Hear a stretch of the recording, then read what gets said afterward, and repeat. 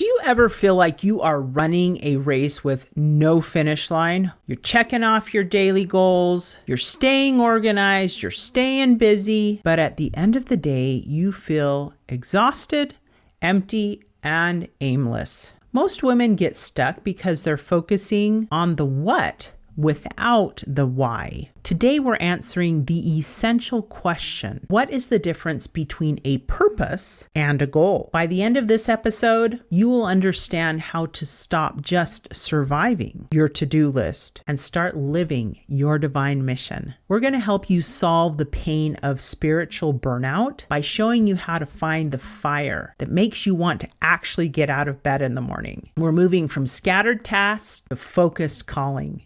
Stay tuned. Ordinary women, extraordinary faith. When God calls, we say yes. The Arise Women of God podcast. Hello and welcome to another episode of the Arise Women of God podcast.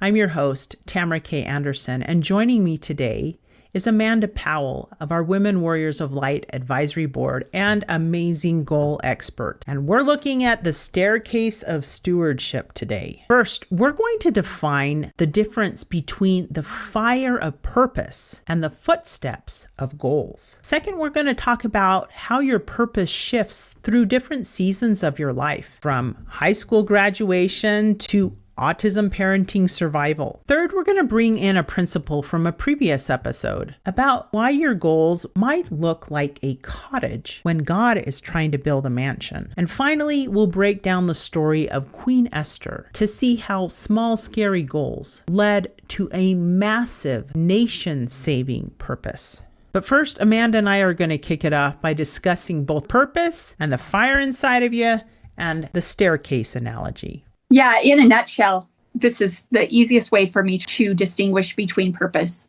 and a goal. Purpose is that fire, right? That thing that makes you get out of bed in the morning, that thing that you feel driven to do, and a goal gets you there. I like that. So purpose is a bigger mission, a bigger vision of who I am, of what I want to do, who I want to become. And the goals are the stepping stones. It's like it's staircase. I'm walking up the stairs. These stairs, each individual step, get me to that purpose. And so the stairs are the goals. That thing at the top of the stairs is your purpose. So my friends, the purpose is the destination at the top of the stairs, and your goals are the individual steps. Here is where we often get stuck. We think our staircase has to look the exact same for like 50 years. But as life shifts, the stairs shift. I know for me, there was a season when my purpose felt less like a grand mission and more like a rescue operation. And I'm going to also pause and say, just because you have one purpose at one point of life doesn't mean you can't change to something else, right? Right. Because I think of like a young Tamara. For a while, my purpose was, I'm going to graduate from high school. You know what I mean? And then it was like, oh, I'm going to graduate from college. And then got married and I had kids. And my purpose, honestly, especially with 4 littles and 2 of them on the autism spectrum for a while, my purpose was, I'm going to survive. Yes. And I'm going to survive, and my kids are going to survive, and we're going to make it through them growing up and all this stuff. It was survival, just barely scraping through every single day. And now that they're all adults, that purpose has changed again. And so I think purpose can change throughout life, and we are growing throughout life. So it's okay for a purpose to change. You don't have to have it set in stone and, oh, that's never, ever, ever going to change. Pause and think, have you changed in the last 10 years? Yeah. I sure have. You know what I mean? And so it's logical that if you have changed in the last 10 years, then your purpose has changed. The goals that you have in front of you are going to change, right? Right.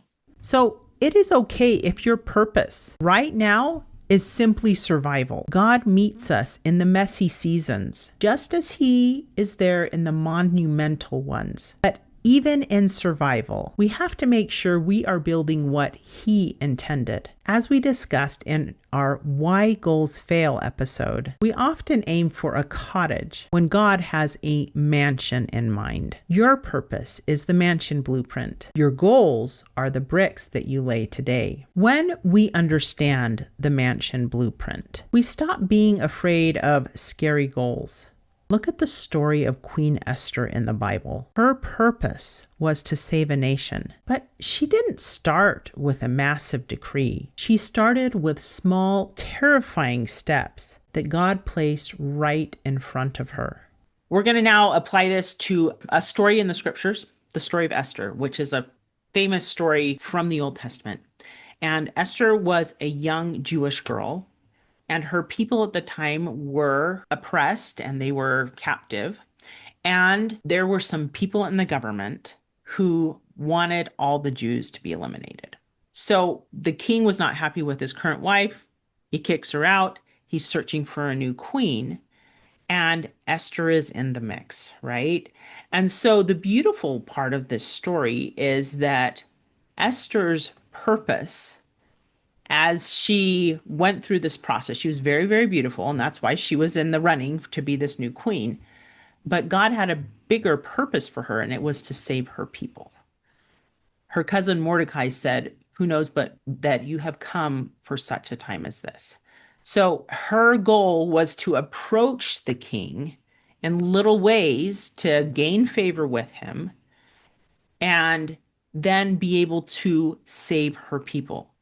Was that easy to do? Oh no, there were lots of obstacles in the way.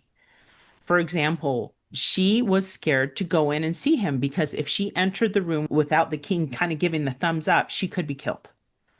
So she asked for her people to fast and pray. That was a goal, and she needed help. She involved other people in this goal. And they fasted and prayed for her. She finally had the courage to go in and ask the king, can I have a party for you? That was another goal. She wasn't going to just come right out and say it. Can I throw a party for you? Absolutely, And so there were little goals, but eventually the purpose was saving her people. And because the king was so impressed with her, he did. He saved her people. He canceled the decree that was going to kill them. She just said, I'm going to be killed and I would love to stay alive and my people with me. And I think up until that point, he had no idea that she was Jewish, right? So it's a great example of a purpose and then the little goals leading up to it. Yeah. Final thoughts. I love that story. I love ending on that note. I love just bringing it back to the purpose, and then the goal gets us there. Esther's goals were the stepping stones to her nation-saving purpose. What are your stepping stones today? Are they just busy work, or are they leading you to the top of your staircase? If you're ready to define your fire and map out your footsteps, check out A Guide to Goal Setting for Christian Women. It will help you find the purpose God is placing on your heart and then map out the steps or the goals to get there. And if you feel like you're under attack by fear or anxiety, join us in our Women Warriors of Light accountability group, where you will join other faithful women trying to do hard things just like you. The links are in the description below. So my friends, I end with this important invitation. Go find your fire today. And until next time, may you arise, do it God's way, God strong.